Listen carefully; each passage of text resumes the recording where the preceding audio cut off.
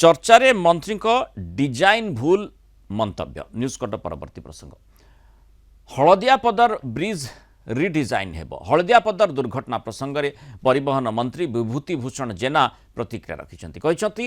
ए घटना एबेर नुहे जो दिन ठारू ब्रिज तैयारी होईछि सेबेठू डिजाइन भूल अच्छी या भितर बहुत जीवन अकारण रे चलीगला निजर स्वार्थ साधन पाई जो भली काम करा जायथिला समस्ते ताकू निंदा करुछंती आ आज जो माने कहउछंती से माने आगरु कहु नथिले ब्रिज प्रसंग रे आगरु बहुत थर स्वर उत्तोलन करा जायछि बोली परिवहन मंत्री कहिछंती किंतु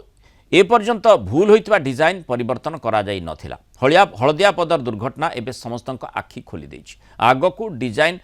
बाबद रे भल भाबे चिंता करा जाई कराजिबो जनवरी 31 दुर्घटना रे 5 जनकर जीवन जाइथिला याकु नै supreme court road safety committee report मागिथिले जहाकु नै मुख्य शासन सचिव मध्य लिखिछंती या परे विभागीय टीम स्पॉट उपर को जाई तदंत करूछि जो गाड़ी दुर्घटना करथिला तार रजिस्ट्रेशन बातिल करा जाइछि ड्राइवर को मध्य बीएनएस 105 रे तुरंत गिरफ्त करा जाइछि हलदियापदर कथा 31 तारीख जनवरी 31 रे एक्सीडेंट होता